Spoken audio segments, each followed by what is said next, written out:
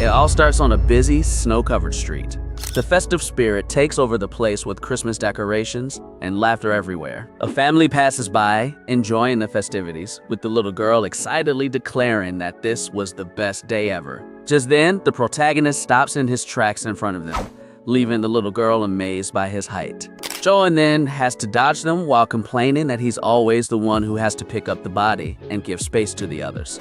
But soon, he accepts the situation, since on that whole street he is the only one who is alone. Having nothing to do there, the protagonist heads towards the metro, but suddenly stops out of nowhere and turns to someone who was on the ground. He notices a Santa Claus begging for spare change, and realizes there's another lonely person in the place. The old man remains hunched over as the world moves around him, and in front of him, a cardboard sign asks for a wish, something the young man would normally ignore to just keep on walking. However, since it's Christmas Eve, the exact day he'd lost his parents in a tragic accident, he decides to stop and crouch down. With that, Pyun pulls out his wallet to grab a bill. The protagonist places the money in the donation box and offers him some food. Then he leaves the food next to the bills. Right away, the disguised homeless guy grabs his hand tightly and thanks him a lot for his kindness. The man insists that he wants to return the favor and begs him to listen to the boy's wish, thinking that the guy is completely nuts. The kid regrets stopping and begs him to let go of his arm. The attempt to free his hand fails miserably against the terrifying grip. Kuban tries to use all his physical strength, but he can't move an inch, while the stranger repeats that he needs to grant him a favor. With a strange look, Santa Claus warns him that he can't go back to his village until he hears the wish. No way out. The protagonist agrees to speak just to get free. Staring at the crazy man, he starts to think about what he's going to ask for. As a request, he says he wants to win the lottery, but the old man refuses, claiming a lack of sincerity. The young man's expression changes and he reflects on what he truly desires deep down in his heart. Recalling his painful past, he confesses that all he wants is a real family that will always stay by his side. Being very specific, he details that he wants a wife who looks like a bunny and a daughter as cute as a mongoose. The bum flashes a weird smile and claims to smell the scent of that genuine desire coming from a lonely soul. Excited, the stranger celebrates his luck in finding someone with such similar energy. With a manic expression, he promises to find him a wife with a pure heart and a beautiful daughter who will respect him. The old man kisses the protagonist's hand, wishing him a happy life, causing the boy to step back in fear. Hyo Wong walks away quickly, grumbling about the man's craziness, who promises to use all his power to make the wish come true. Even from afar, the disguised guy keeps shouting that the whole Santa Claus village is behind him. A short time later, the protagonist is already inside the subway car, making his way back. Leaning his arm on his leg, he tries to just relax his mind. Sitting alone, he doesn't get any of those absurd words spoken by a total nutjob. Despite that, he reflects that the true reason for revealing his deepest desire was quite simple. Looking at a poster with smiling people, he admits to himself that he also wants to be happy. Exhausted, he closes his eyes, just wanting a normal life like everyone else. During his sleep, Wang starts to feel a very strange smell and an icy cold. Upon waking up dizzy, he brings his hand to his head, feeling intense vertigo. Shocked, he opens his eyes wide, completely disoriented. Not understanding a thing, he realizes he ended up in the middle of a dirt road, being carried by a wooden cart. Trapped inside the cage of the cart and shirtless, the protagonist falls into desperation, not knowing where he is.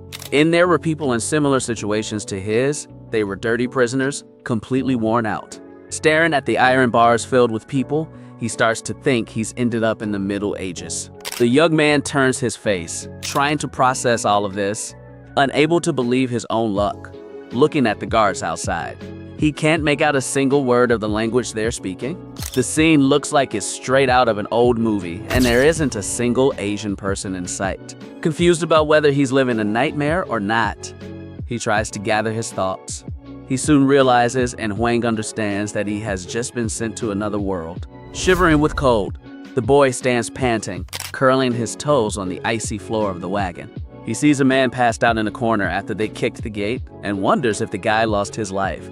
but concludes that the living need to survive. With no other choice, he apologizes and starts to strip the fallen guy of his clothes. Quickly, the protagonist puts on the piece of cloth to try and warm up a bit, exhausted.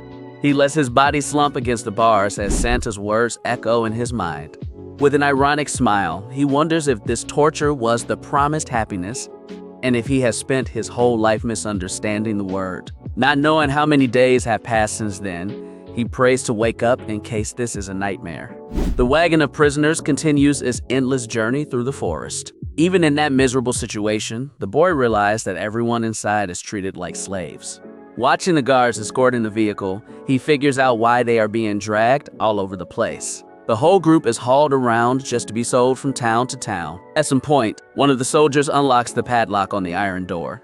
The prisoners are lined up outside so the village chief can inspect in by the best ones. Despite his wounded pride at being a slave, the protagonist feels a glimmer of hope at being chosen. Given his strong physique, Hu Wang thought he'd be bought quickly and escape that hellish cage. But his first spark of hope since falling into that world was completely shattered. After passing through several villages without anyone buying him, he sinks back into deep despair. The scenery outside grows more monotonous by the minute, dust kicking up from the road. Without stopping, the transport continues its journey, carrying the rejected in silence. Completely wrecked, he falls back onto the wooden floor, wondering if there's any point in going on. Just then, an old memory of his mother surfaces, telling little Hu Wang to always live life to the fullest, no matter the situation. The memory of his mother squeezing his shoulder, wanting to know if he got it, rings loud and clear. Passed out in the cart, Hu Juan wonders if he'll really be able to take all this. Just then, the memory of the crazy Santa Claus comes back with the promise to make his wish come true. The kid feels rage thinking that happiness is a lie and tells both worlds to go to hell, clenches his fist tightly, deciding what true joy would be at that moment. Behind bars, the protagonist concludes that ceasing to exist and escaping that pain would be the best way out. But suddenly, the kid freezes, changing his mind completely. The memory of his beloved family makes him refuse to give up in such a miserable place as this. The prisoner lifts his face as he tries to catch his breath. At that moment, a gentle hand appears, offering a loaf of bread through the bars of the cage. From outside, a beautiful blonde woman watches him calmly as she offers the food. She starts to speak, but Hu Wang can't understand a single word. Right behind her, a cute little girl sneaks up, holding onto her mother's skirt. In response, the protagonist just stares at the two strangers bathed in the morning light. Then, the scene shifts to a rustic wooden cabin, isolated in the middle of the forest. Far from the dust of the road, the blonde woman and the girl share a humble meal. The little girl eats the soup straight from the wooden bowl, real hungry. Seeing the girl's hunger, the young woman pushes her own plate towards her, telling her to eat more. However, the girl stops eating right away and turns down the offer. She hands back the bowl, indicating that the older one needs to satisfy her hunger too. The woman insists that the little one should eat, since they both feel the same need. Understanding the stubbornness and affection of the girl, she brings the plate back. I see a huge affection. The blonde accepts that the two of them must finish the meal together. Suddenly, the old man of the village bangs loudly on the door, shattering the peaceful atmosphere. Scared, the woman hugs the girl as the man warns her about the council's decision to find her a husband. He orders the blonde to get ready to return to the mountains with the chosen slave. Through the window, the old man walks away, demanding that she bring food for the soldiers at dawn. Sitting on the dark floor, the young woman panics, not expecting such a swift action from the village. Fear grips her, and the confession that she fears being abused again slips from her lips. Clutching the little girl to her chest, she decides she will never abandon the child, despite having been together for so little time. With her hands on the little girl's face, the young woman promises that she won't leave her alone in the world. The woman's tears start to fall on the child. The little girl can't hold back her emotions and starts to cry too, and the two of them stay hugging, just crying and showing their affection. The woman paces anxiously in the kitchen, thinking about what will happen to her own fate. Crouched on the cold floor, she mentally pleads not to have to relive that nightmare. Just then, her gaze shifts to the corner of the room. The little girl sleeps hugging the stuffed bear, making the blonde imagine the fear the girl feels. Being just a 5-year-old orphan with no name, the little girl depended totally on her protection.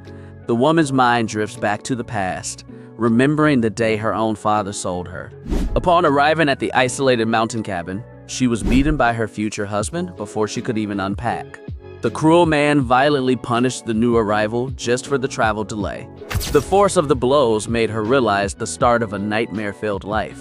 Falling to the floor and completely hurt, the young woman felt the weight of her sad reality. However, in that moment of darkness, the little girl appeared peeking from behind a barrel, still hurt on the wooden floor. The blonde girl lifted her aching eyes. In that real abyss, the little girl was watching her with so much innocence. Unafraid of the terrifying scene, the girl walked towards her. That little angel-faced girl was the only one to give her comfort in that place. Fortunately, the brute hunter headed for the mountains that day and never returned home. The villagers figured he ended up getting mauled by wolves in the woods.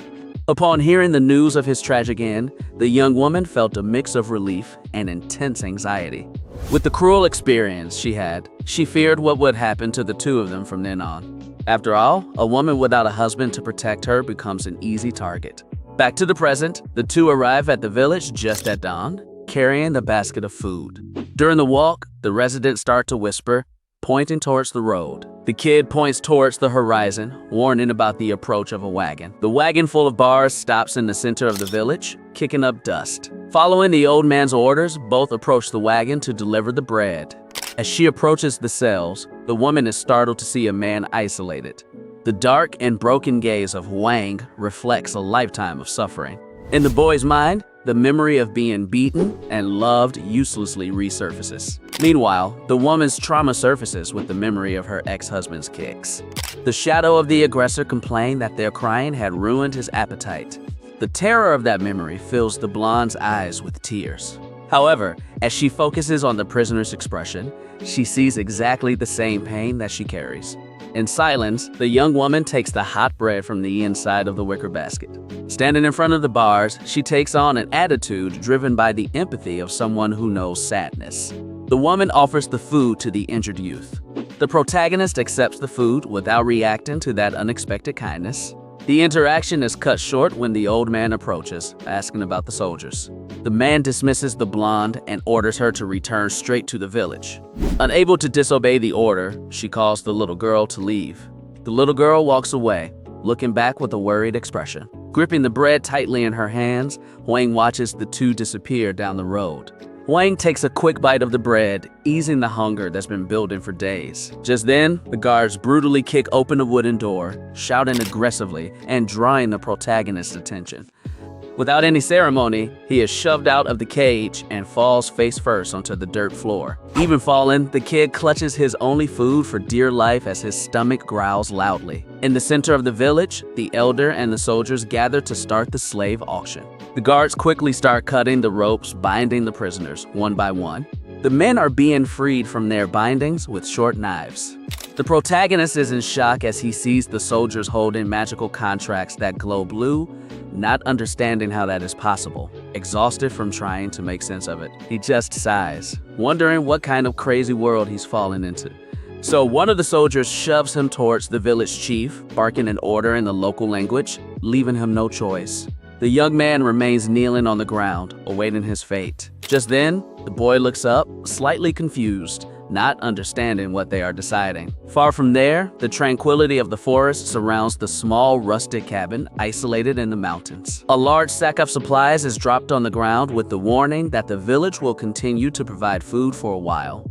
The old woman warns the blonde that her future husband doesn't speak their language and tells her that she'll have to pay for all the supplies later. A woman from the village grumbles that they only put up with her late husband because they needed a hunter badly. The elder assures that the new slave will be different since the soldiers claimed that he is just a common pleb. Idiocy.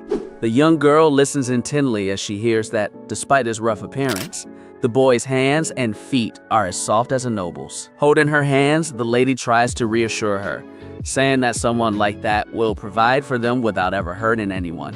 With her head down and no hope, the blonde responds without enthusiasm that she doesn't care about living well. Squeezing her own arm, she confesses that her only wish is that the man isn't violent. Watching the little girl sleep peacefully, she just hopes the guy will leave them two alone in a corner of the house. Suddenly, loud banging on the door shatters the night silence, announcing someone's arrival. The woman jumps back, instinctively grabbing the girl out of sheer terror. Through the crack in the window, she recognizes the scarred face of the man demanding to be let in. The old man opens the door, revealing the slave bought to be the new companion of the house. The blonde stares at the visitor in disbelief for a moment then follows the order to let the boy in. Wang walks slowly through the dark cabin, totally lost about the situation and the place. The old man grumbles irritably about the girl still clinging to the child, making her step back a bit, startled. Facing the tall man standing in the middle of the room, she tries to process that this stranger will be her partner. Looking at the kid's composure, the young woman is impressed. Having never seen someone so big in her life, Kuwon looks down and notices the woman cowering. Immediately, he recognizes her and realizes that she is the same kind person who gave him bread earlier. The protagonist notices that the blonde is trembling with fear on the wooden floor and doesn't understand the reason for so much terror. Without wasting any time, the old man grabs the young man's arm, barking sharp words in the unfamiliar language. The old man shoves Hugin towards the woman, who shrinks back even more to protect the girl. With the clumsy shove, the boy ends up stopping right in front of his new family. The village chief yanks the kid's arm, griping about the ridiculous distance between the newly formed couple. With a swift move, the elder entwines Wang's hand with the blonde's in a forced grip, standing side by side. Hand in hand, the old man celebrates, saying that now they look like a real couple. The protagonist feels weird, the atmosphere tense, and tries to figure out what's going on from the visual context. The terrifying image of the crazy Santa Claus resurges in his mind with the promise of a pure wife and a loyal daughter. Looking at the delicate face of the woman, he realizes that she has exactly the bunny profile he had asked for. Looking at the adorable little girl clinging to her skirt, he notices the undeniable resemblance to a cute little mongoose in total shock. Wang finally realizes that the old lunatic was real and had fulfilled the wish to the letter. Seeing their vulnerability, he concludes that the bum didn't need to toss him into another world to grant the wish. All the tortures, the cold, and the humiliations he went through play out like a movie in his mind. Face down, frustration takes over the boy as so much unnecessary suffering. Filled with intense rage, he swears to himself that he'll give that crazy bastard Papa Noelle was coming to him if he ever crosses paths with him again. The menacing aura of the young man ends up terrifying his new wife and daughter, who tremble thinking that his fury is directed at them. The next day, the scene shifts to an open area of the forest where the soldiers and villagers chat among themselves. Fuzhang watches the group, extremely irritated that he still can't understand a single word they're saying. The old man turns to one of the elder hunters to give him direct instructions about the newcomer. The man approaches the protagonist and extends his hand in an apparently peaceful greeting. As soon as Juan accepts the handshake, the villager applies absurd force, trying to crush his fingers on purpose. The young man doesn't even flinch at the gratuitous aggression, just wondering if that was the brute way of saying good morning. With a serene and piercing gaze, he focuses on the face of the guy who keeps forcing the hand. Ping Kui, Shu Hu Wan squeezes his arm back with extreme ease, making the villager let out a yelp and stumble back in terror. The attacker cradles his own hand, trembling in pain on the ground, under the calm gaze of the protagonist. To put an end to the childish squabble, the elder points at both of them and gives a clear order to start working. The hunter presents the young man with a large wooden bow, trying to explain how to use the weapon. Holding the rusted gear, Howen scans the environment and notices that the guy gave up on fighting, putting his hands to the... The guy does a clumsy impression of an animal, trying to explain what the goal is. The protagonist instantly gets the picture and figures out that he needs to learn to hunt a rabbit. Firmly, he grips the bow, aware of the responsibility he has to get food. Just then, the makeshift instructor frantically points towards the middle of the low brush, nudging the man, the boy's shoulder, demanding that he look in the same direction with urgency.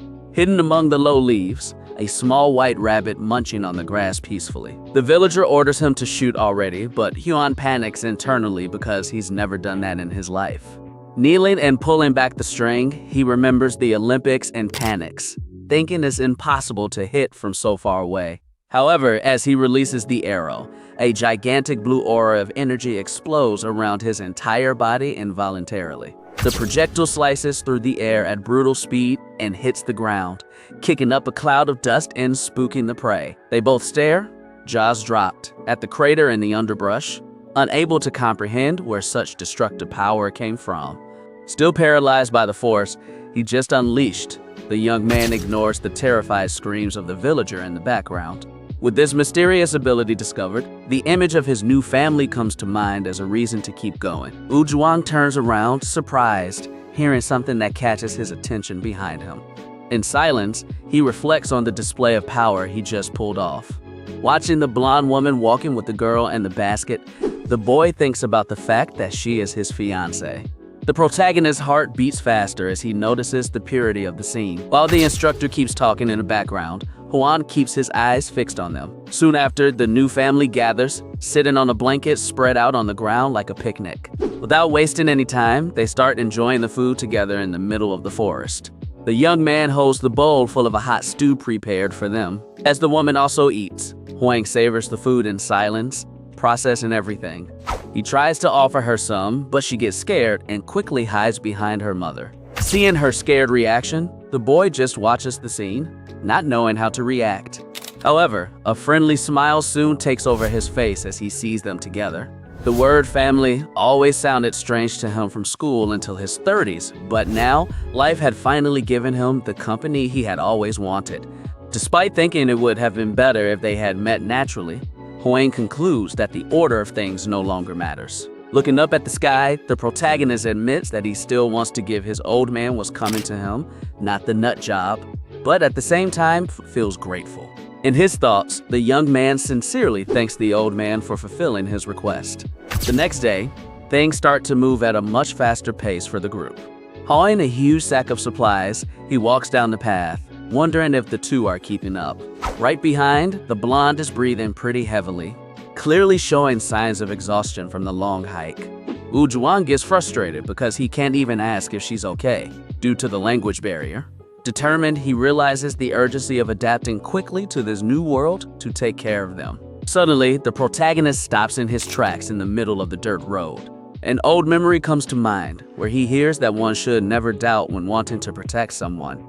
The voice from the past taught him that it's necessary to act at the exact moment that will arises, guided by that thought. The young man turns completely towards his new family. He strides purposefully towards his wife, causing the blonde to step back a little, startled by the sudden approach. The little girl also shivers in fear and lets out a terrified whisper, trying to calm them down. The boy asks them in their own language not to be scared, as he's only going to pick them up a little. Not understanding a single word, the woman remains frozen in place, staring at the giant man. The protagonist notices that the panic of both only increases as he tries to communicate in vain. The little girl can't take the tension and starts bawling, hiding in her mother's skirt. Scratching the back of his neck, he laments the fact that a simple approach causes such desperation in the two of them. Without further ado, Juan politely asks for permission as he leans in towards them. With a swift move, he grabs the woman by the waist, catching the blonde completely off guard. Using his insane strength, the young man lifts both his wife and his daughter at once, holding them both firmly. Settling the little family in his arms, he adjusts his stance without letting the bag of supplies fall from his back. Even carrying that extreme weight, the kid stands upright without seeming to break a sweat. The little girl peeks over the giant's shoulder, surprised, and lets out a little shriek in her native tongue. Cowering against the protagonist's broad chest, the blonde girl's eyes widen, unable to process what's happening. With a calm smile, Juan just asks her to hold on tight for the ride. As he walks quickly, he finds it strange how the two seem too light, even with all the luggage together. Focused on their well-being, the young man decides he needs to learn to hunt fast to feed them well with meat. Aware of the responsibilities that await him, he mentally prepares for the tough work ahead. Exhausted and feeling an unfamiliar sense of security, the woman gently rests her head on her husband's shoulder. The kid pauses for a second, feeling the warmth of her body against his, closing his eyes with ease. The blonde finally allows herself to relax in the arms of that kind stranger. The group continues the hike through the dense forest, following the slow steps of the villager who serves as their guide. Upon reaching the old rustic cabin, Howland thanks Jia as the man bids farewell with his head bowed. The protagonist watches the guy leave down the dirt road, finally leaving the family alone at home. Looking at the ramshackle wooden shack, he concludes that this place will be even colder than his old room. A chilling memory crosses his mind, remembering how much he hates the cold with every fiber of his being. Shaking off those thoughts, the young man pushes open the heavy wooden door of the rustic cabin. Upon peeking into the dark interior, he lets out a murmur of surprise at what he finds. Right behind him, the woman's eyes widen in complete shock. Tears start streaming down the blonde's face, leaving Howling confused about the reason for her crying. Without a word, the wife spins around abruptly and runs off into the woods. The kid stands frozen in the doorway, staring at the completely empty shelves of the house, alone in the ransacked room. Finally, he grasps the magnitude of the problem they've just found. While she was in the village, the residents had stolen every single tool, piece of furniture, and weapon that ensured their survival. Collapsed on the ground, the woman weeps desperately, knowing she has no way to protect her daughter from the cold or the wild animals. Just then, Huang strolls in between the trees and finds her curled up in the grass. Without hesitation, the giant sits down next to her on the ground to try and figure out what's going on. With extreme tenderness, the protagonist extends his hand and begins to stroke her hair in a comforting way. The warm and careful touch of that enormous hand conveys an immediate sense of security. Smiling, he asks her in his language not to worry, making the blonde try to guess the meaning of the words. With tearful eyes, the wife looks at the strange man she was forced to live with. She thinks about the drawbacks, aware that they don't speak the same language and that he doesn't seem to know how to hunt. The fear of not being able to survive together in such a cruel place haunts the poor girl's thoughts. But even in the face of all the adversities, one serene smile does not fade. With a firm voice, the young man promises to protect them from any danger in this world. Next, he gently wipes away a tear that was rolling down the traumatized woman's face. That small gesture of affection makes the blonde open her eyes in surprise.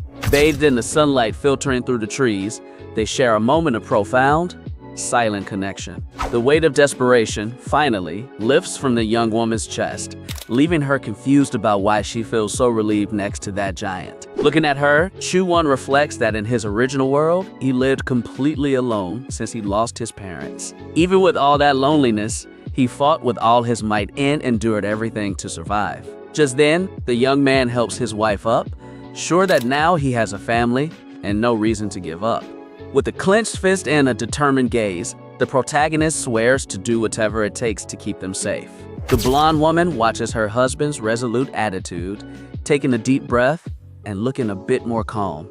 However, the heroic moment is interrupted when the kid's stomach growls loudly from hunger. Suddenly, the girl comes running frantically through the grass, screaming in the strange language of that world, trying to protect her mother. The little girl pushes the giant's legs, begging him not to hurt the blonde. A little while later, the three sit together on the forest floor to try and calm down. Looking at his wife, Yuan tries to process the fact that he just comforted a crying woman in his arms. The daughter keeps sobbing, clinging to her mother, leaving the protagonist lost in thought over this unprecedented situation. A flood of recent memories invades his mind, from the moment the blonde gave him bread to the doubt about the girl's origins. Remembering when he wiped the tears from her face, he tries to understand the real reason for so much crying. Despite all the obstacles, the young man is sure that, with effort, the three of them will build a real home. Hugging his new family, Huang promises to be a good husband and father, ensuring they will never cry again. Even as he sits there, he assures himself in his thoughts that neither of the two will regret being by his side. Later, with the sun already setting, the group returns to the safety of the old wooden cabin. Inside, the atmosphere turns tense again, with the protagonist sitting on the floor in front of the two, scratching his head. He regrets that after the emotional moment in the forest, their living situation has returned to square one. Still, he feels relief to see that they are only being cautious and no longer terrified as before. Thinking about how to break the ice to start their life together, a simple idea comes to his mind. Excited by the solution, the boy quickly approaches his wife and daughter. Pointing to his own chest with a friendly smile, he clearly says his name. Repeating the words, Juan concludes that the first step to communicate is at least knowing each other's names. The woman watches the gesture attentively and, finally, understands the friendly giant's intention. With his hand outstretched, the young man encourages the blonde to try and do exactly the same. Still a bit hesitant and in a low voice, she finally reveals her name is Lizzie. The protagonist repeats the name aloud, confirming that he understood what his wife just said. Very pleased with the progress, he praises her name with a genuine smile on his face. Next, Hyun turns his attention to the frightened girl and asks her what her name is. Lizzie quickly hugs her daughter, averting her gaze, which leaves the boy confused by the sudden change in atmosphere. Seeing the sad little face, he quickly realizes that the little orphan hasn't been given a name yet. The giant's heart aches as he realizes the sad truth about this fragile little girl. Gently, he strokes her cheek and tells her he'll give her a very special name. Hyun smiles and decides to name her Dorothy. The choice comes from an old story from his original world, remembering the girl who went on great adventures. The adoptive father's wish is that the girl grows up surrounded by amazing friends and finds her own happiness. The little girl points to her face, struggling to pronounce the new word. As soon as she gets the name right, the girl flashes a radiant smile, accepting the gift wholeheartedly. The next day, the routine starts hectic with the protagonist chopping wood outside the house. Hidden near the trees, Lizzie watches his work, reflecting on how weird this guy is. The boy's absurd strength splits the logs with ease, but she notices that despite his size, he has never laid a hand on her, shy. The blonde realizes that her new husband is completely different from all the thugs in the village. She tries to repeat the name Juan, finding his voice extremely gentle, even without understanding the language. A dark memory of her late husband surfaces, reminding the young woman that she had never been treated with an ounce of kindness in her life. Noticing the welcoming smile of the sweaty kid, Lizzie keeps wondering about the reason for so much kindness. He finally notices her presence near the trees, while the blonde concludes that a man like him doesn't belong in a place like this. Excited, Woon raises his hand and calls out to his wife by name, flashing a big smile. As he approaches, the young woman focuses her vision and tries to analyze her husband's dark hair and eyes. Right away, whispers of the villagers come back to her mind about a distant nation that had summoned a hero. The legend said that the summoned savior had exactly black hair and eyes as dark as night. With the giant walking towards her, she starts to compare the appearances. Examining the calm face of the young man, the girl admits that the features really match the legend. However, she quickly dismisses the crazy idea, sure that someone so important would be in a luxurious palace and not chopping wood in the forest. On top of that, the story of the invocation was nothing more than a village rumor. When she has the protagonist right in front of her, she uses the sunlight to examine the details up close. Relieved, she notices that her hair and pupils are a brownish hue, not pure black. The wife lets out a long sigh, concluding that he is just a ridiculously large and strong kid. Not understanding her own feelings, she wonders why she felt so relieved with that confirmation. She realizes they barely know each other, and the blonde steps back, blushing, leaving her husband full of doubts with that sudden attitude. Finding her reaction endearing, Hook-won smiles and places his huge hand on his wife's head to caress her. Caught off guard by the kind gesture, the young woman confesses to herself that she definitely isn't used to this. Throughout her entire troubled life, a man's approach always meant imminent danger. The heavy hand of her ex-husband only ever grabbed her hair to pull and start a beating, but now, feeling the warm and careful touch, she relaxes completely and wishes the touch could last forever. Giving in to that feeling of safety, Lizzie closes her eyes and leans into her husband. The boy blushes, completely disarmed by that silent display of affection. The blonde opens her eyes slowly, looking at the giant with the sweetness he had never received before, guided by the heat of the moment.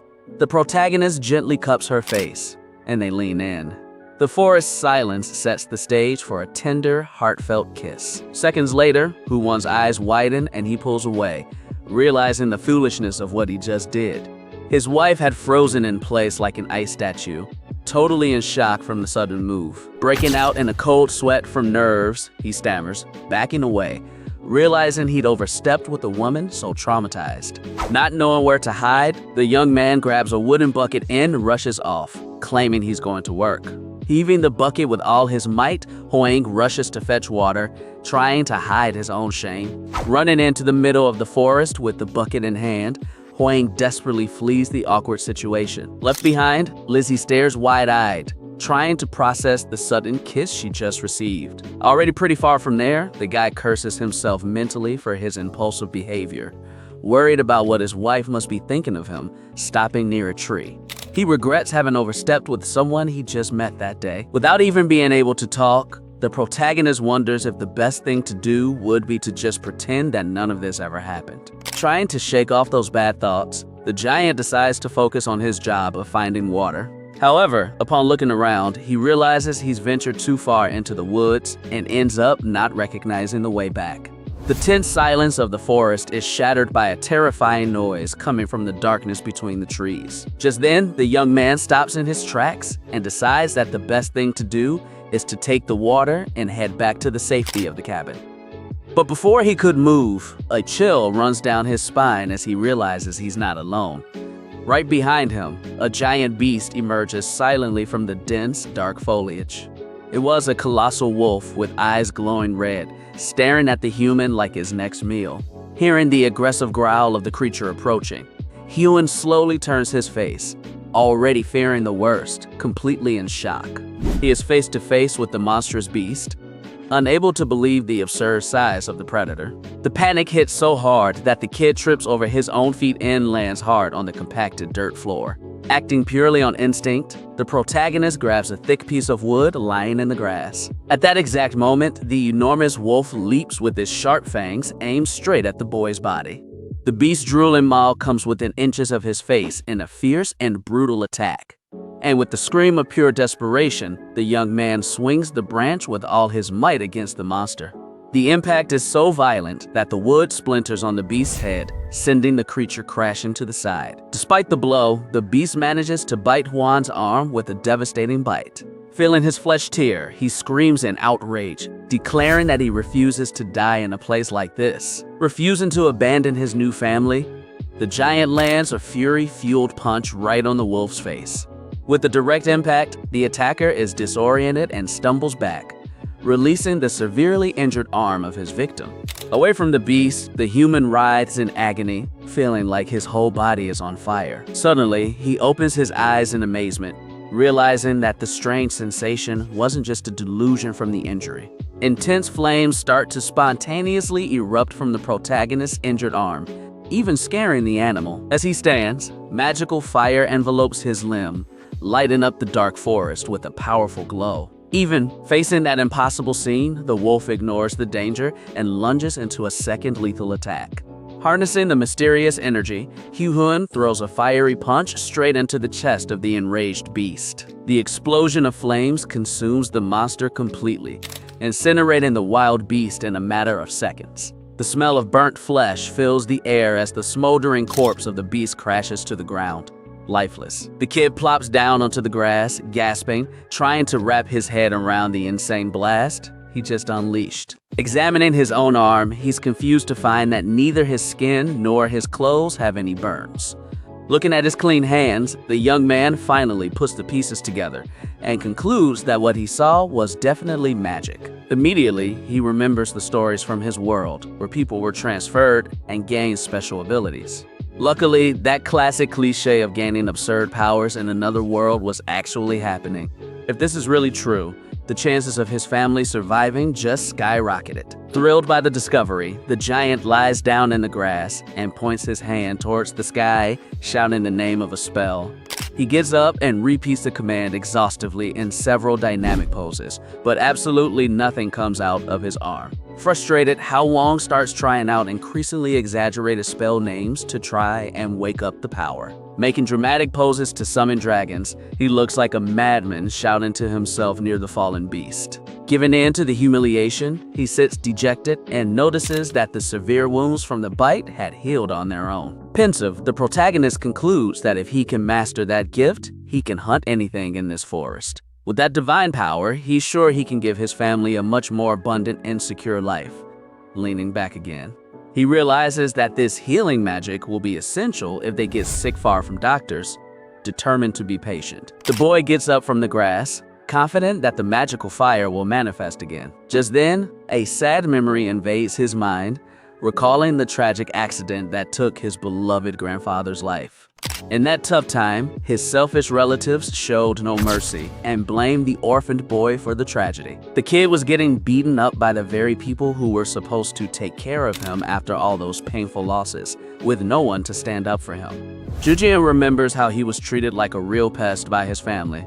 Back to the grim reality, a gloomy look takes over his face as he relives that cruel past. Setting aside the trauma, he lifts the giant wolf's paw, assessing the risk of skinning the meat there in the darkness, as the smell of blood attracts more beasts.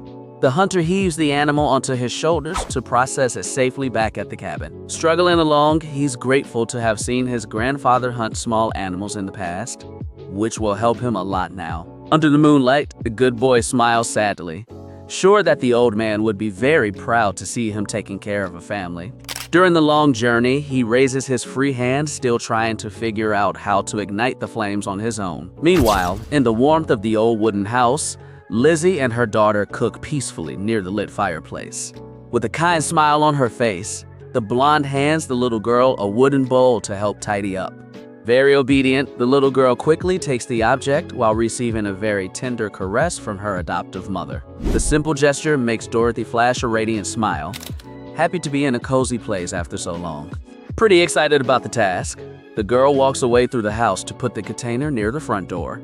She leans it against the wall and places the container carefully in the middle of the rustic tools. However, as she curiously peeks through a large crack in the wood, the girl notices something moving outside. Suddenly, the lifeless head of the monster brushes against the wall, revealing its snout, which elicits a desperate scream from the girl. Terrified by the gruesome sight, the little girl backs away crying, not understanding what it was.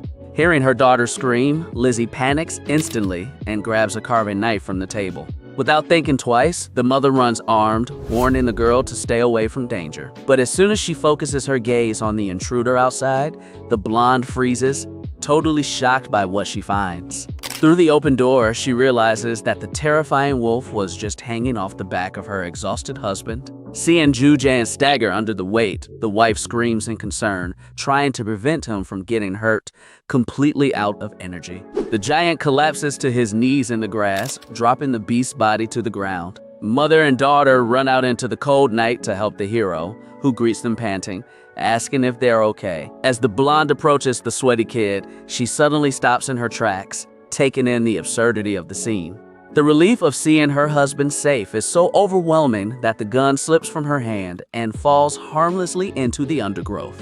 Shaken by the scare, Lizzie bursts into tears of relief as she hugs her husband, while Juan tries to calm her, assuring her that everything is okay.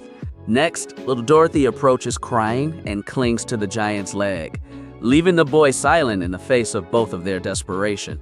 Gently, the protagonist hugs his wife and explains that it only bit him on the arm, assuring her that he's perfectly fine now.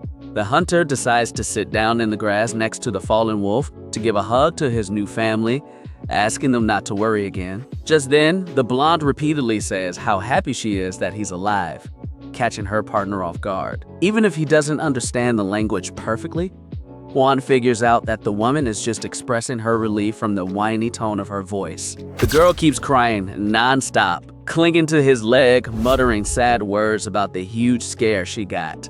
Understanding the girl's sincere intentions, the man's heart aches, and he swears to himself that he will never make them cry again. The long night of intense emotions finally comes to an end with the sun rising and lighting up the peaceful surroundings of the wooden cabin.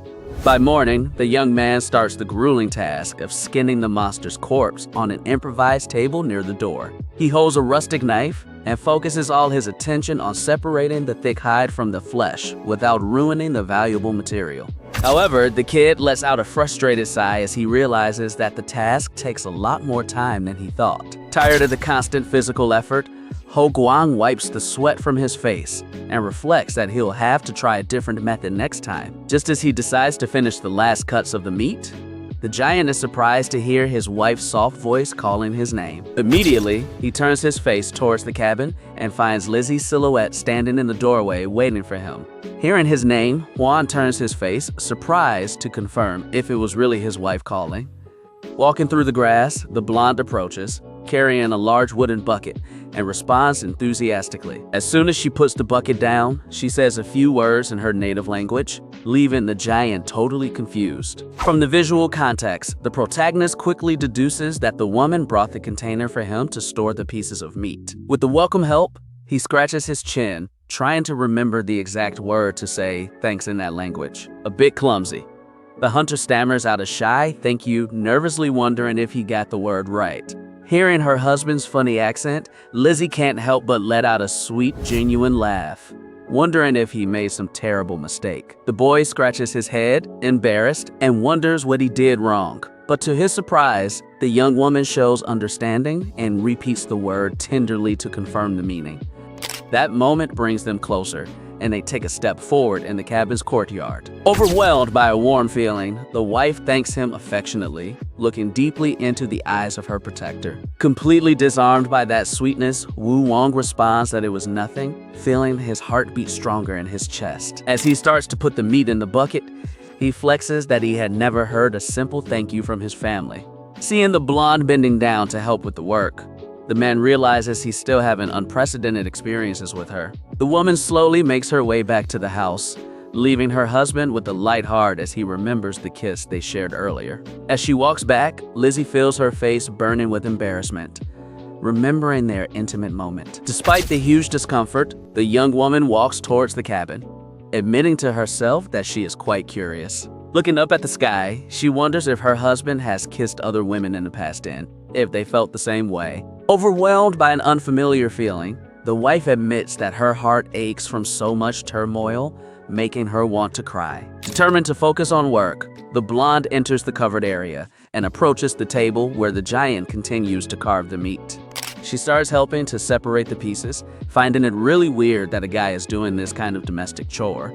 With both working in sync, Lizzie is amazed at how the guy acts like it's the most natural thing in the world. Suddenly, the work rhythm breaks when they bump into each other and freeze, staring at each other closely.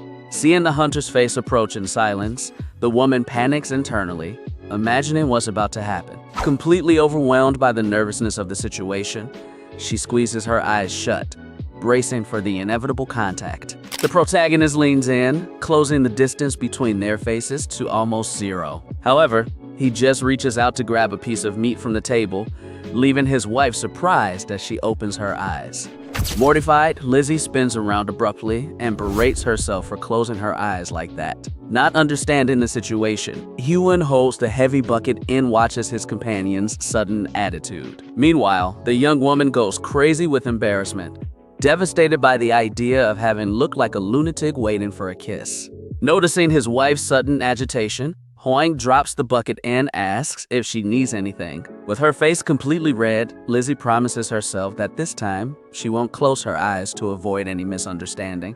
However, the giant surprises the woman with a kiss on the forehead, leaving her paralyzed with her eyes wide open from the affectionate gesture. After the gentle touch, the hunter looks at her with a kind expression, showing all the affection he feels. The young woman is left speechless by the unexpected behavior, and at that moment, her husband grabs the bucket as he spots little Dorothy in the yard.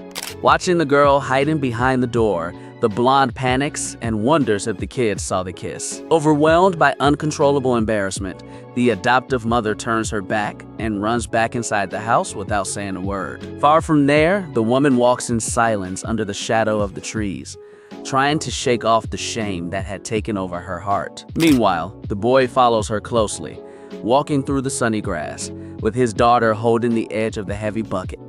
Finding the girl's effort to help adorable, the big guy opens up a big smile and thanks her for the support, but the girl suddenly stops walking and goes quiet, making Howen wonder if he messed up by not calling her by her name. Correcting his mistake quickly, he repeats the thanks, including the little girl's name, who perks up and enthusiastically holds the bucket again. All smiles from the recognition, Dorothy helps to load the meat container, feeling pretty useful to the family. Inside the cabin, Lizzie works with the raw wolf hide, smoothing the thick fur with both hands on the wooden floor. Sitting nearby, her husband watches his wife's dedication, but wonders why she's drying that stinky stuff inside the house. Fujiwang finally realizes the situation as he watches the scene in the room. He realizes that the thick hide of that beast is an extremely valuable and precious item for his wife. Just then, little Dorothy slowly approaches the stretched skin on the floor, under the watchful eye of her adoptive mother. Without showing any fear, the girl stretches out her little hand and squeezes the muzzle of the fallen beast as if it were a toy. The innocent mischief causes the blonde to let out a pleasant laugh, breaking the tension that had previously dominated the atmosphere. Watching the two interact, the hunter notices with relief that his partner seems to be genuinely having a good time. The cozy atmosphere takes over the interior of the old wooden cabin isolated in the woods. Later, Lizzie starts to prepare the large chunks of meat, mixing it all with the preservative powder in a container. Sitting nearby, the big guy watches the food curing process and decides to pay close attention so he can do it himself in the future. The young woman shows enthusiasm as she handles the animal's fat, leaving her husband satisfied that he saved that part. Reflecting on his new reality, the protagonist concludes that he still has an endless amount of things to learn and do in this world. He's got to figure out what's used as currency around here to get a handle on trading as fast as he can. Determined not to waste any more time, the hero gets up from the ground, thinking he's rested enough and needs to get back to work. As soon as she notices the sudden movement, the woman interrupts what she was doing and quickly turns to him, concerned. The wife rushes over, causing Hoo-hin to ask, confused, if she wants him to stay seated. Moving his hands to calm his wife, Hyo-hwan assures her that he's rested enough and doesn't feel any pain. With this, the guy gently places his hand on the blonde's shoulder and promises her he won't overdo it. Then he takes his axe and heads into the woods, leaving the young woman behind with a very worried look. Deep in the woods, the protagonist assesses the surroundings and decides that this tree trunk is perfect for practicing his chopping. Thinking about the task, he admits to himself that he has no idea how to pick the best wood, but he trusts his own strength. Without wasting any time, the hunter steps up to his target and raises the heavy tool with all his might. Leveraging the momentum of his body, the hero swings the axe, delivering a devastating blow to the base of the tree.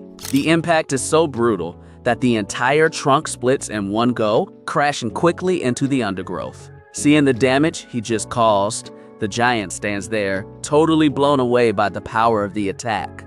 A short time later, a swift shadow cuts through the calm outside the old wooden cabin. Suddenly, the door bursts open and Hon rushes in, carrying an absurd amount of firewood on his back. The sudden noise startles Lizzie and Dorothy, who stop what they were doing to look at the unexpected return of the boy.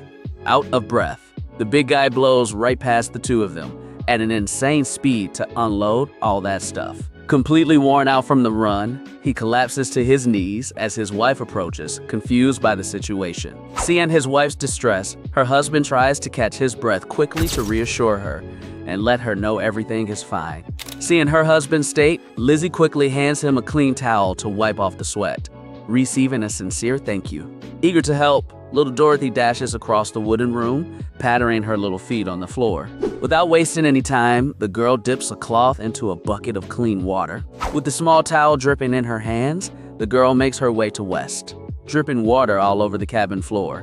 But in her hurry to cool down the big guy, she ends up throwing the wet cloth right in his face, catching the hunter completely off guard. After the initial shock, the protagonist wipes his eyes and mutters a confused remark at the little girl's sweet attitude. Then, he turns to his wife, beaming with joy, leaving the young woman visibly relieved by the scene. At that moment, his daughter puts on the cutest face, eyes sparkling, eager for some recognition from the hero.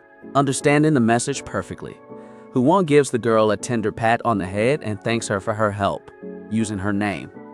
Very excited by the praise, Dorothy runs off to repeat the action, causing the boy to desperately ask her to stop.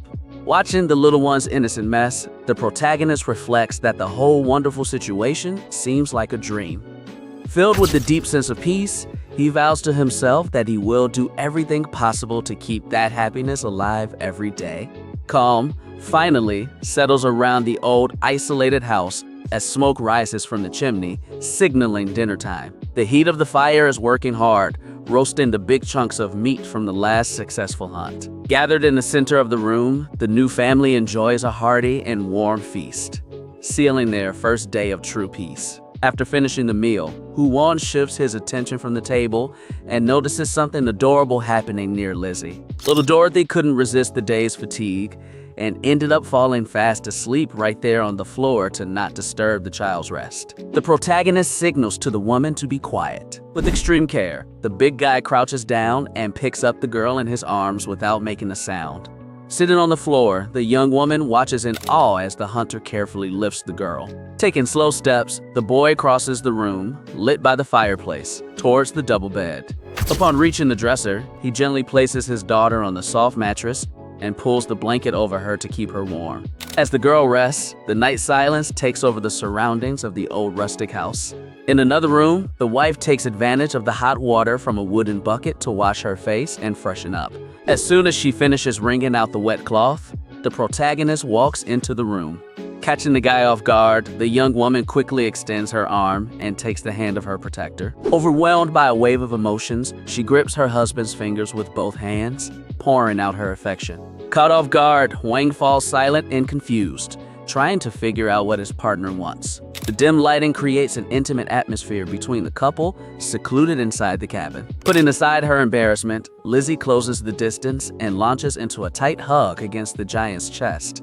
Gathering her courage, Lizzie starts to unbutton and pull her husband's shirt from the collar. Her face burning with shame, she tries to push aside her shyness, convincing herself that this is the natural role of a wife in this moment. The young woman lifts part of the hunter's shirt, exposing his body. Faced with her bold attitude, Huan looks at his partner in silence, trying to process what's happening. But then the protagonist shows that he finds all her efforts adorable. However, the courage suddenly vanishes and the blonde spins around, freaking out with embarrassment. Before she could get away, the hero reaches out and grabs his wife's wrist with. Midway, seizing the moment, he gently pulls the woman back towards his body, leaving her stunned. Very close to her ear, her husband whispers softly that it's time for them to go to bed. Without letting go of the young woman's hand, the giant guides her through the dark hallway of the cabin towards the couple's bedroom. As soon as they enter the room, they both collapse together onto the soft bed, lit only by a lamp. Hovering over his wife, Wang stares at her intensely in total silence, in an atmosphere of great intimacy. To set the mood, he moves the lamp aside and turns off the main light. Lying on the pillow, Lizzie pants with nerves and anticipation, eagerly awaiting the next move. With this, the couple finally gives in to the moment in a deep kiss in the middle of the darkness. Enchanted by the touch, Wu kisses the woman passionately, marveling at the softness of her lips. Confirming that this fragile woman was really his wife, he mentally pleads that neither she nor his daughter leave this world before him. In the depths of his soul, the protagonist begs Santa Claus that the new family stays happy and together for the rest of their lives. Another day, the story reveals that life in grand castles with many rooms is a luxury exclusive to nobles and rich lords. But for commoners, the harsh reality is growing up sharing the same cramped space with all the family. Because of this forced closeness, the kids of that world end up finding out pretty early what a couple usually does at night. Lizzie's trauma takes shape in the dark memories of her childhood, when she would hear her own father's aggressive and terrifying voice, hiding under the sheets with her brother. She would tremble, listening to her mother's constant weeping until the sun came up. Those terrifying nights planted a constant fear in the little girl's heart, who had nowhere to run. Lying in the same bed, the little girl cried bitterly, fearing that her mother's tragic fate would become her own in the future. Coming back to the present, the blonde wakes up, slowly opening her eyes after a long night of deep sleep. She wakes up to the pleasant and soothing sound of wood crackling in the living room fireplace. Confused about the situation, the young woman tries to figure out how she ended up in the big room when she remembered falling asleep on the wooden floor. To her complete surprise, she finds Juan using his own strong arm as an improvised pillow to keep her comfortable. Feeling a warm embrace in her chest, the adoptive mother hugs little Dorothy with affection, enjoying the morning's peace. Cuddled in her husband's arms with her daughter sleeping beside her, Lizzie feels immense relief, reflecting that her nights as a married woman had never been so sweet in the past. Watching Howard's peaceful face, the wife realizes just how much her own life has changed since she met him. But suddenly, the protagonist stirs, grumbling a bit in his sleep, catching his partner completely off guard. With a quick movement, he turns over and hugs her even tighter, leaving the woman completely paralyzed. Trapped in that warm embrace, the young woman feels her own heart racing to the point of almost exploding with so much emotion. Filled with the cozy feeling in her chest, she desperately wishes that this wonderful moment could last forever. With the sunrise lighting up the cabin, the hunter wakes up alone in the bed and looks around searching for his wife. Noticing that only Dorothy is still lying there, Juan sits up carefully and pulls the blanket over the girl, full of affection. The boy gently strokes the head of the little girl, who continues to sleep peacefully. Out of the room, Lissy is already on her feet and walks through the kitchen, carrying a fairly heavy bucket of water. Just then, a hand suddenly appears and grabs the handle of the bucket, startling the homeowner. Already dressed for work, Juan appears at her side and takes the weight of the container with no effort at all. With ease, the hero pours all the water directly into a large iron cauldron. Right after that, he turns to the woman and says a few words in a very casual way. Confused by the unfamiliar language, Lizzie just stares at her husband, not understanding a word of what he said. Juan asks his dear wife if she slept well, but he is soon puzzled by her strong reaction of embarrassment as she tries to hide her face. Seeing this, the hunter deduces that all this embarrassment must be because of the affectionate way he just called her. With a smile on his face, the protagonist totally gets that the words of affection filled her with shyness. To try and ease the situation, the husband suggests calling her by her own name from now on. Still very embarrassed, the young woman stutters in her own language and timidly asks him to keep calling her darling. Seizing the moment, the guy repeats the word provocatively, making the blonde tremble with nerves. Completely flustered by the emotion, Lizzie turns her back on the giant in a futile attempt to hide her own feelings. The hero finds the scene adorable and decides he wants to play a little more with his partner's heart, touching her back to get her attention. He insists on the affectionate nickname and asks the woman to look back, but the romantic mood is interrupted by little Dorothy, who suddenly wakes up rubbing her eyes in the room. Half asleep, the girl ends up drooling at the thought of a juicy steak flying around and whispers about the food. She quickly realizes the truth, and the girl's eyes widen, waking up completely as she remembers the feast, full of energy. The little girl rushes out of the room towards the couple and is greeted with great enthusiasm by Hujuang. However, Dorothy blows right past the adults, not even glancing to the sides. Drawn in by the smell, the little girl stops in front of a huge serving of food, her eyes sparkling, and shouts excitedly. The little girl dives headfirst into a large wooden barrel, kicking her legs while the couple watches the mess, finding it very amusing. Soon she pulls her face out of the container and focuses on the giant, demanding her food loudly. Fussy. The girl dives back into the dark barrel, frantically begging for food. The protagonist finds her attitude adorable and decides he needs to really go the extra mile on the hunt today. Deep in the dense forest, he thinks he doesn't mind facing another wolf like the last one and is ready for whatever comes. With his heavy axe resting on his shoulder, the boy feels a lot more confident having brought a reliable weapon this time. But suddenly, the hunter stops in his tracks and freezes completely in the tall brush. The hero senses that something is off in the area and keeps his full attention on the surroundings. Looking around quickly, Juan is struck by the increasingly heavy atmosphere that has taken over the place. He grips his weapon tightly, unsettled by a suffocating feeling, despite being in such an open space. With his instincts on high alert, the big guy tries to figure out what kind of monstrous beast is about to show up this time. Just then, firm footsteps start to echo as a mysterious figure appears walking in his direction. Totally confused by the scene, Dorothy's dad lets his guard down, not understanding the sudden approach. Instead of a terrible creature, a man wearing a cloak walks right past the protagonist in the middle of the ass end of the woods. The bearded traveler completely ignores the hero's presence and continues on his way in total silence. Watching the figure disappear, Jujin silently wonders who that mysterious man walking alone in the woods could be. Moments earlier, the traveler inspected bloodstains on the rocks and noticed clear signs of a beast in the area. Analyzing the size of the prints, the stranger concluded that the beast was enormous and acted completely alone in the territory. He's also been spying on the old cabin for the past few days, noticing that the lumberjack could barely hold an axe right. That's why the bearded man found it hard to believe that some thug with no hunting experience had taken down the beast. Shaking his head, he muttered that even a trained professional would have had an extreme difficulty defeating the animal without weapons. Intrigued by this great mystery, the traveler cast a curious glance over his shoulder. Not wanting to be left with any doubts, the stranger decided he needed to confirm the truth with his own eyes. Back to the present, the wanderer stops in his tracks in the middle of the forest and turns to the protagonist. With his eyes locked on the giant, the mysterious man focuses his attention on a rather peculiar detail. He notices the enormous, obvious scars on the hunter's arm and immediately recognizes what they are. The shape of the wound clearly indicated a wolf bite, but the perfect healing and lack of fever were abnormal.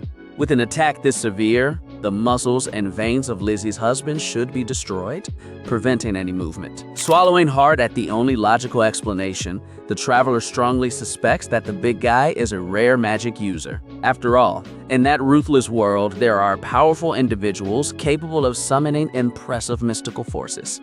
These beings are an extremely rare sight for common folk and live completely out of reach of the plebs. That's why the idea that the protagonist is actually a magician blows the bearded stranger's mind. With a sinister smile, the traveler thinks relieved that his long-awaited opportunity has finally arrived. Staring at Howen in the woods, the man reflects that this is the chance for revenge he thought he'd never get before leaving this world. Clueless about what's going on in the other's mind, the giant wonders about the intentions of that weird dude.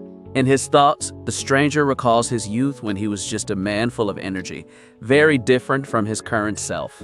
Back then, whoever took control of a noble's lands was obligated to serve in the wars. If his service was good, the person could become the feudal lord's direct advisor. But, rejecting this dangerous fate, he left his father to work as a hunter and moved to a distant village. And he says that mountain was full of resources, and soon after, he became the lumberjack of that same village. However, since commoners had free access to the forest, gathering firewood soon became a big challenge for him. With no way out, the young lumberjack had no choice but to venture deeper and deeper into the heart of the dense forest. Naively, he thought it was the perfect opportunity to get to know the terrain, never understanding why the locals avoided that area. However, the rules required that any lumberjack responsible for the forest be in perfect physical condition at the time of signing the contract. Tragically, the hunter lost his official lumberjack title after suffering a serious accident just before signing the paper. With horror in his eyes and badly injured on the forest floor, covered in blood, he didn't expect to hear the terrible growl that echoed in the darkness. In that moment of desperation, the young man found out the hard way that this mountain was home to terrible goblins. Unable to defend himself, the injured boy was captured by the creature that let out a threatening growl. The tale reveals that these monsters often kidnap human women solely to force them to bear their young. Because of this cruel practice, the village, already suffering from a lack of women, lost even more inhabitants as the young man was dragged away, screaming in pain from the attack. He says the region ended up being known around there as the Village of the Goblins. Back to the old man in a dark room, he reveals that he endured a miserable life, patiently waiting for his revenge. With tears of hatred on his face, he explains that he lived among the villagers for decades with the sole desire to take revenge on those miserable ones. His ultimate goal was to survive at any cost until the day he could burn the monster's hideout to the ground. Returning to the present in the middle of the forest, the wanderer is absolutely sure that Howen has the power necessary to make this desire a reality. Looking at the hero, he notices that the kid has a totally different build from the people of this region and possesses the strength of a giant. Moreover, the stranger is blown away by the protagonist's absurd regenerative abilities, which he demonstrated in his wounds. With all these qualities, the traveler concludes that this man could become the strongest monster hunter he's ever seen in his life. He knows the goblins are hiding in the mountains now, but he's sure they'll attack the village as soon as they run out of women. Determined, the wanderer limps past Juan, deciding to turn the big guy into an exceptional hunter until that day arrives.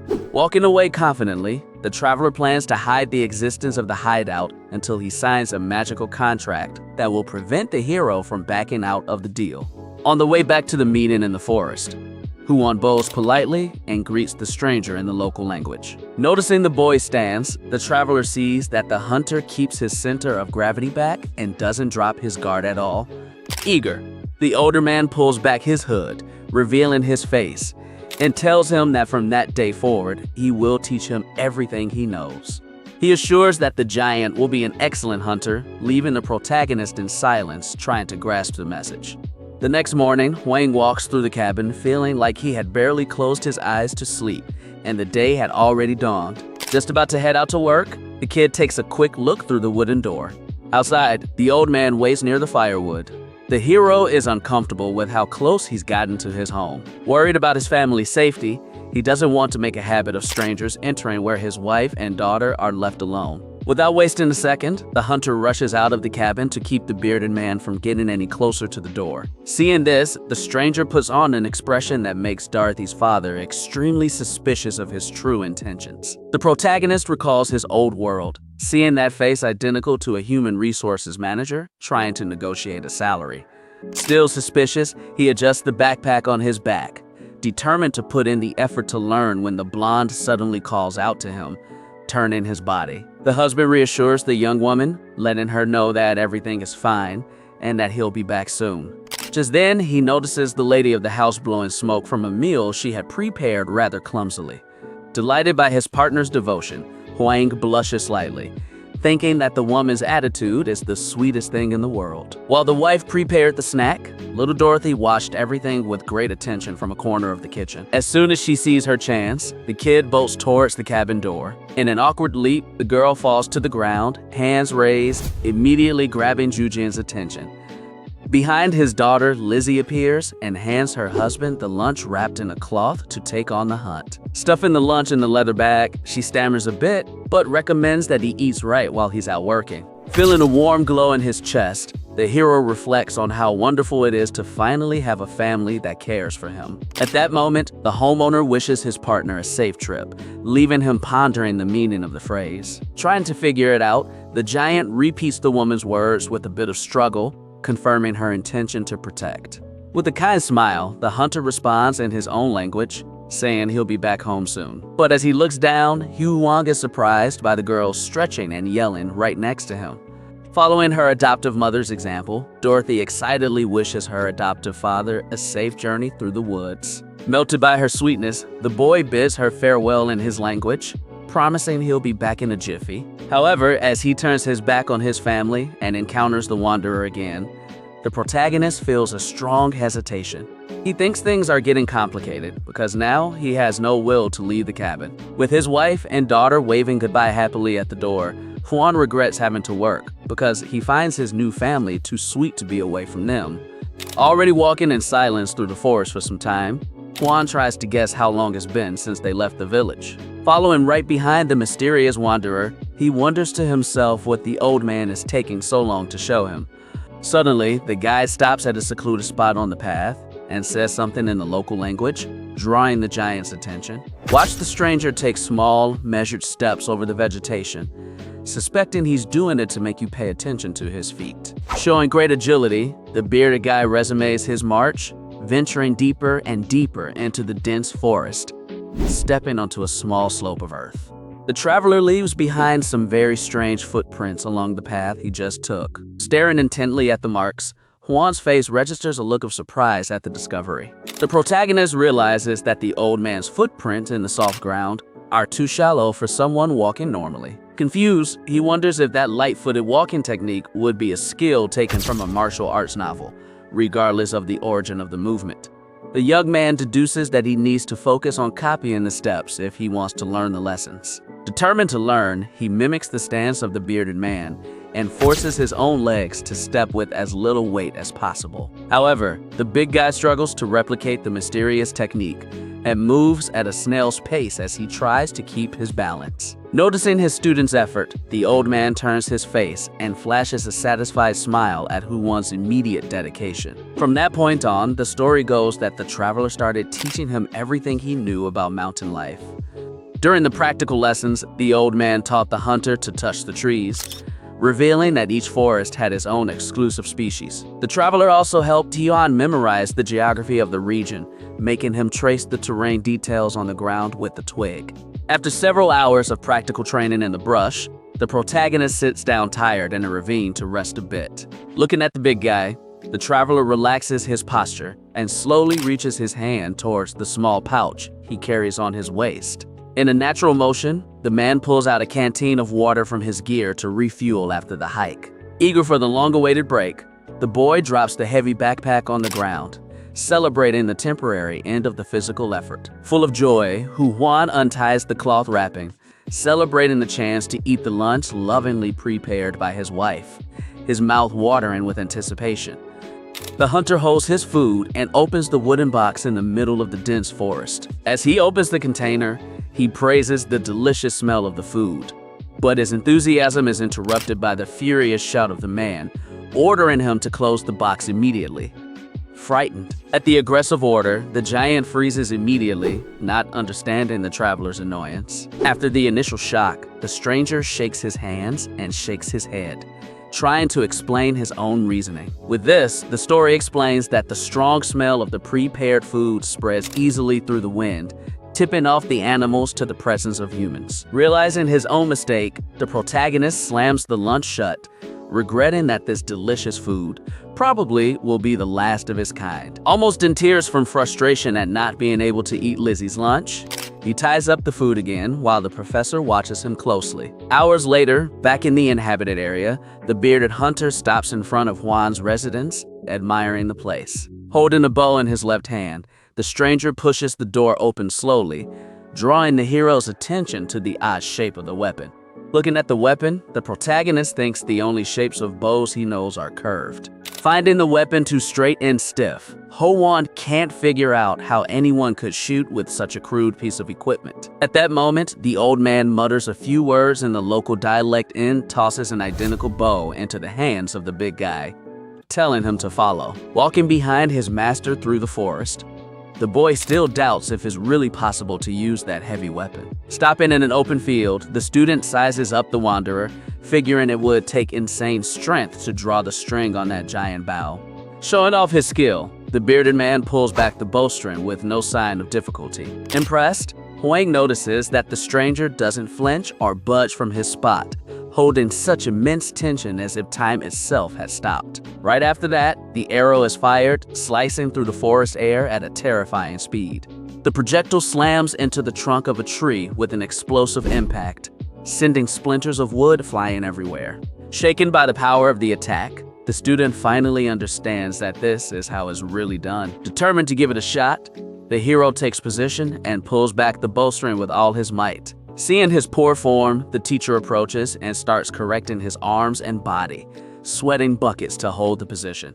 The kid wonders how the old man managed to do that without moving an inch. Following the instructions to the letter, Howan focuses all his attention on the target in front of him. The training continues intensely for hours, with the protagonist committing to memory the words and movements necessary to become a hunter. Keeping his stance, the hunter reflects that he needs to study and train a lot to figure it out on his own as fast as possible. With a determined look, he tells himself that he wants to become a man capable of taking care of his wife and daughter. Meanwhile, in the cabin, little Dorothy watches the peaceful day, thinking about the beautiful colors around her.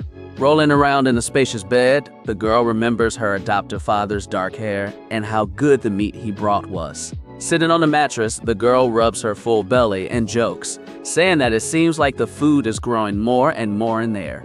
Content and warm, the girl lets out a sweet laugh of happiness. Watching her adoptive mother smile in the room, Dorothy notices that Lixie has been laughing a lot since Jujian arrived. Seeing the woman folding the clothes, the girl thinks that hearing that laugh brings a cozy feeling, like being close to a wood stove, excited with her new life. The little one wishes her tummy would empty out soon so she can eat more of that delicious meat. However, a thought crosses the orphan's mind about what the big guy's true role in her life would be, since he is the husband of the blonde. Imagining the couple walking hand in hand, the girl worries about the possibility of being abandoned for not being their blood child. Fear grips the little girl, who fears the guy will end up taking only his wife with him in the near future. With tears welling up in her eyes, Dorothy clutches her own clothes, wondering what would happen to her in that sad scenario. But suddenly, the girl hears a noise that interrupts her thoughts and scares her. Looking quickly around the room, the girl realizes that the homeowner is no longer in the room with her. hidden in a dark corner. The girl shrinks back in fear, remembering the cruel insults she used to hear. The disturbing memory brings back the image of the deceased hunter, who always yelled at her that she was a useless burden, only good for wasting food. Shaking with fear from the memories of her old tormentor, the little girl tries to hold back her tears. Worried about the house supply, she rushes to the storage barrel to check the food first. As she peeks inside, the girl flashes a smile of relief to see that the meat is safe, and she wonders again where her mother went. Tiptoeing to the wooden door, the girl feels curious to discover what the woman is doing out there. But as she peeks her face to spy through the crack, the little one gasps in pure shock at the scene. Quickly, she hides behind the cabin wall, paying close attention to what's going down in the yard. Outside, the orphan sees the blonde surrounded by several dangerous men from the village, recognizing the group immediately, breaking into a cold sweat. Dorothy remembers that those guys used to beat up the old hunter, who would then take out his anger on his wife. Hiding behind the rocks, the little girl shakes with desperation, fearing that Lissier will end up badly hurt, just like her real mother. In the courtyard, the blonde leader of the villagers grabs the young woman's arm aggressively and accuses her of stealing their meat. Scared, the homeowner tries to wriggle free, explaining that it was her husband who hunted the animal and brought it home. The other resident laughs in her face, claiming they got her a new husband so she wouldn't go hungry.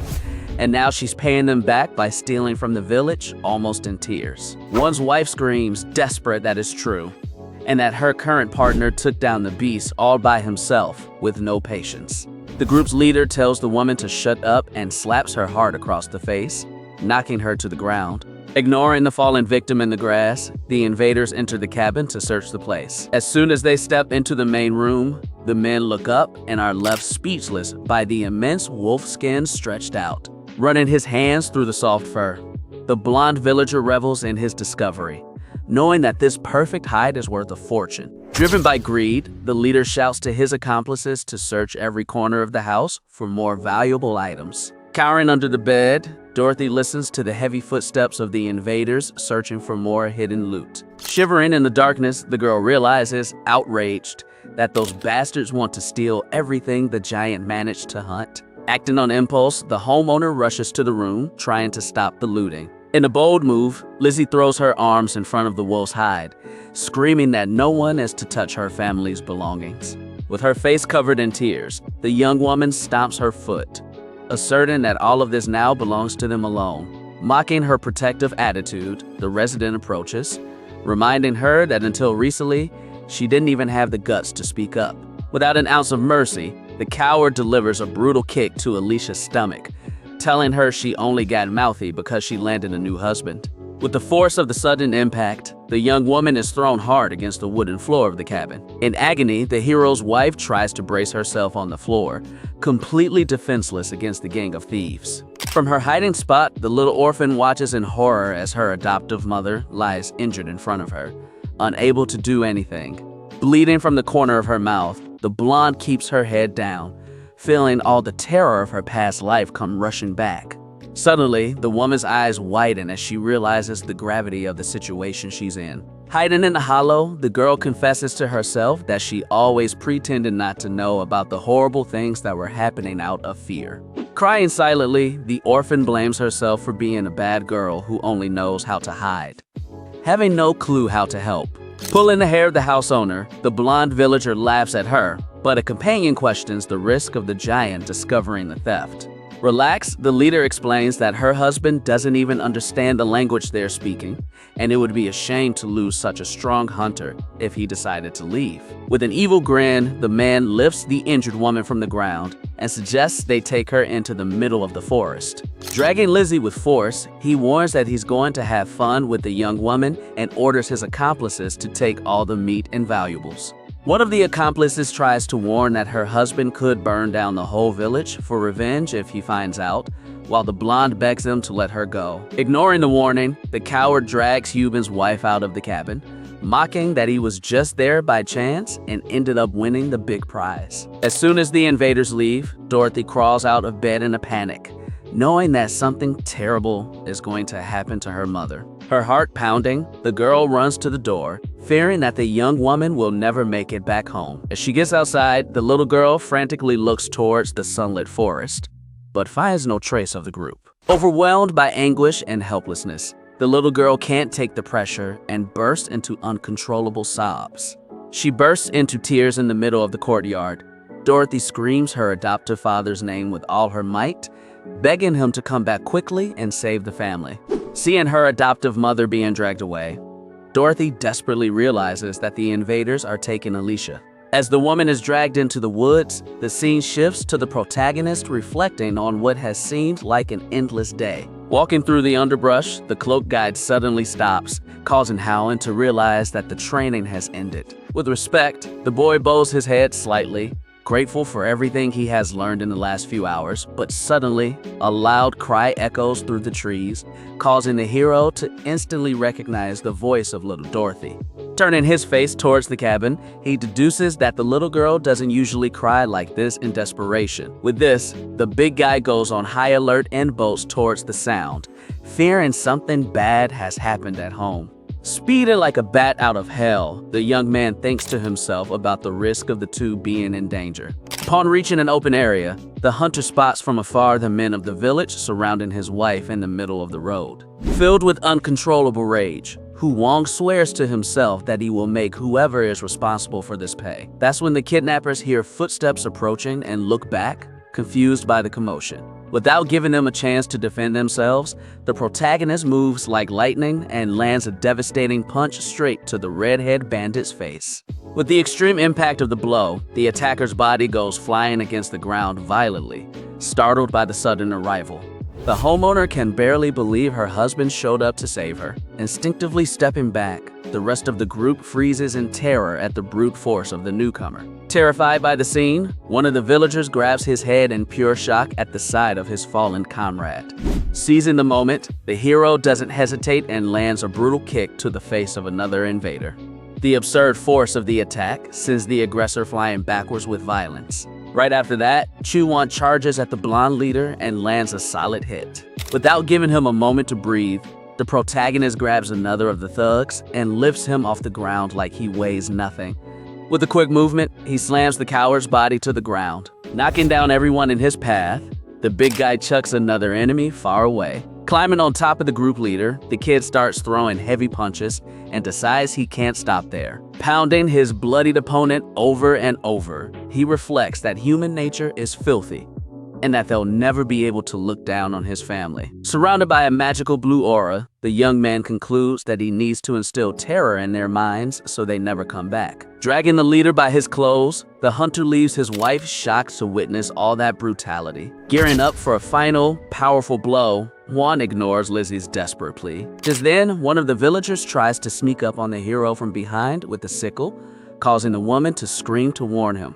However, the hero senses the threat just in time and grabs the attacker's wrist firmly. Pulling the enemy's arm, he lands a devastating elbow that instantly takes the attacker down. Consumed by rage, the brute displays a demonic expression surrounded by his blue energy. But the tension breaks when the bearded hunter appears, shouting at Huang to stop the massacre immediately. Grabbing his student's arm, the wanderer orders the boy to calm down. Pointing at the house, the old man asks if the hero doesn't see how terrified his own family is by the scene. Looking ahead, the protagonist sees Alicia trembling and scared by all the confusion. But far away, little Dorothy cries at the cabin door after witnessing the terror. Regaining consciousness, one's magical aura fades as he sees the damage he almost caused. The tense atmosphere in the forest begins to slowly dissipate as calm returns to the place. Watching her husband, the homeowner reflects that he seemed so kind, but in reality, he hides a terrifying rage. She confesses to herself that the boy's brutality immediately reminded her of her late attacker. Seeing the villagers passed out, the young woman admits she was scared of ending up hurt like them. However, the fear vanishes the moment she looks at Hahan's worried face, realizing there's no threat there. Looking into the big guy's eyes, Lizzie realizes he was just desperate to keep her safe. As the hero slowly approaches, she notices that he seems to fear that his own wife is afraid of him. Calling her by name, he approaches cautiously, making her wonder why he cares so much about her. still shaken by the situation. The blonde takes a slight step back, clutching her own dress, staring at her trembling hands.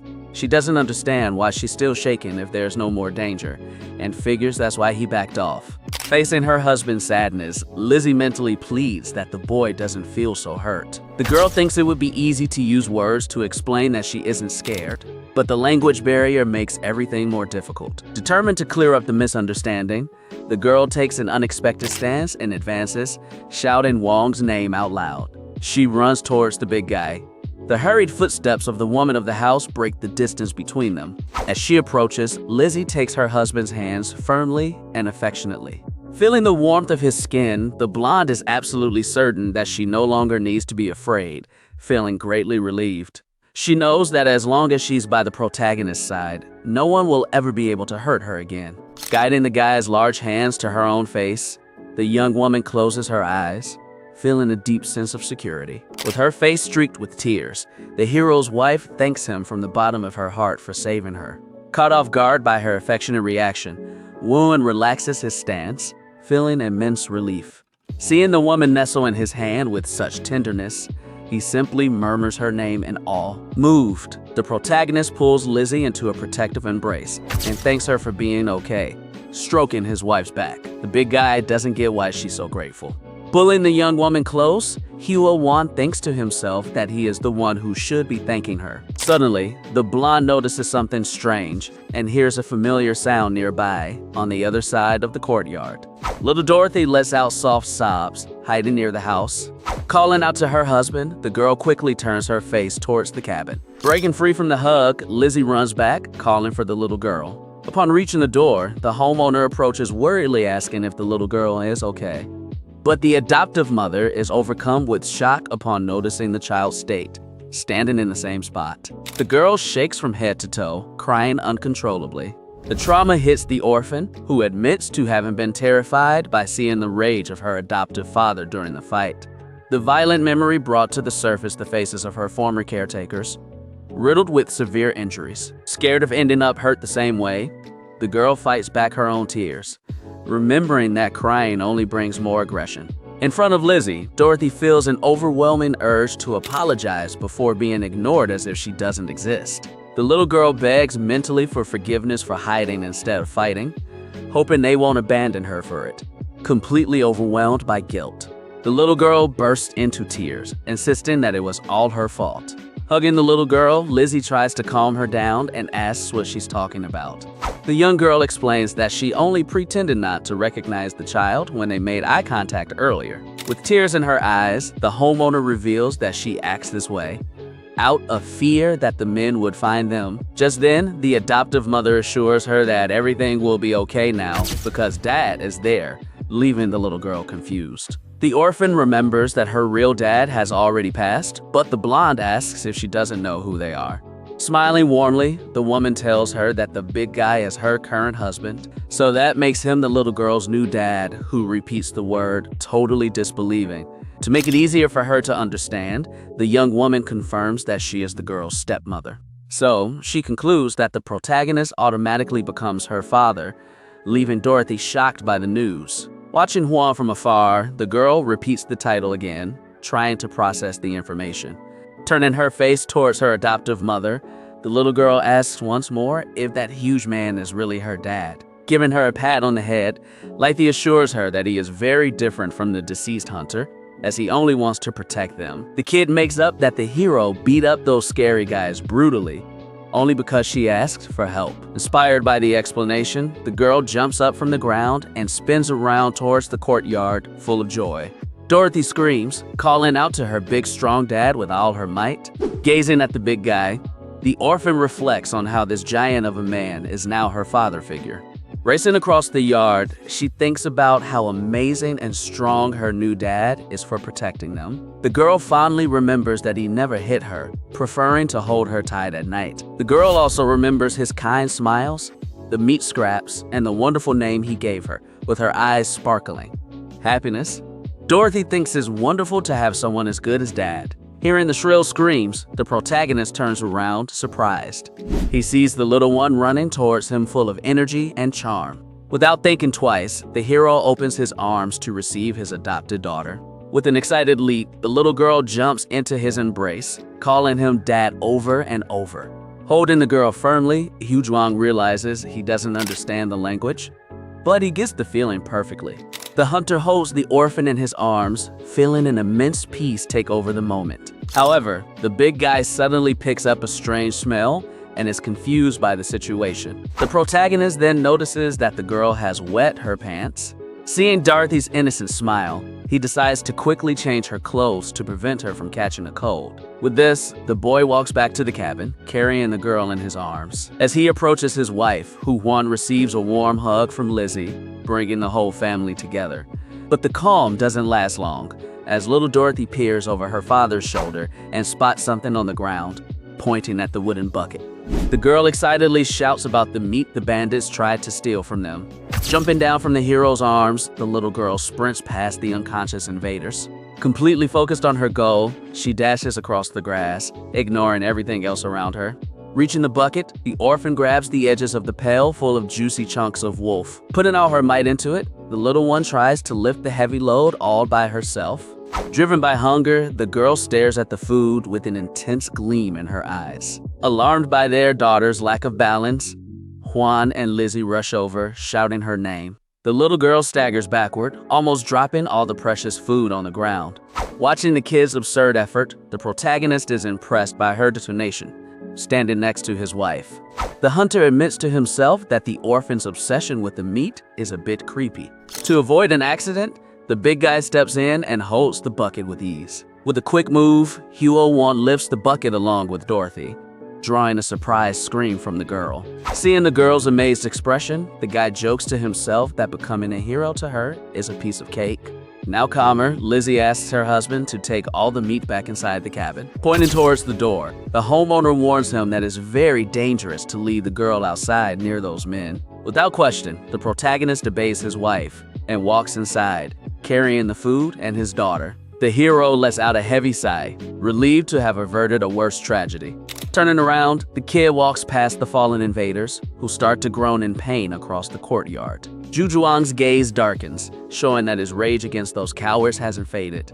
Noticing the tension, the bearded wanderer grabs his student's arm to prevent any trouble. Shaking his head, the old hunter advises the big guy not to off anyone, and Juan gets the message.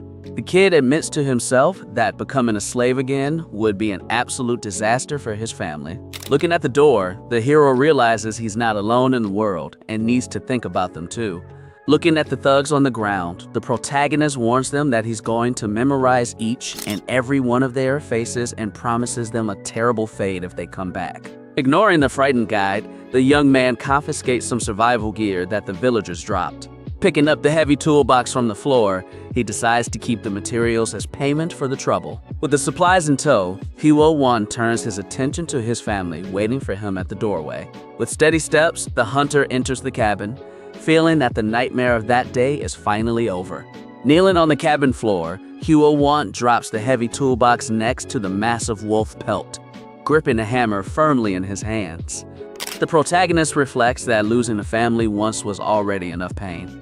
A relieved and kind smile appears on the hunter's face as he realizes that now everyone is safe. Walking towards his wife and his adopted daughter, the hero swears to himself that he'll protect the both of them no matter what.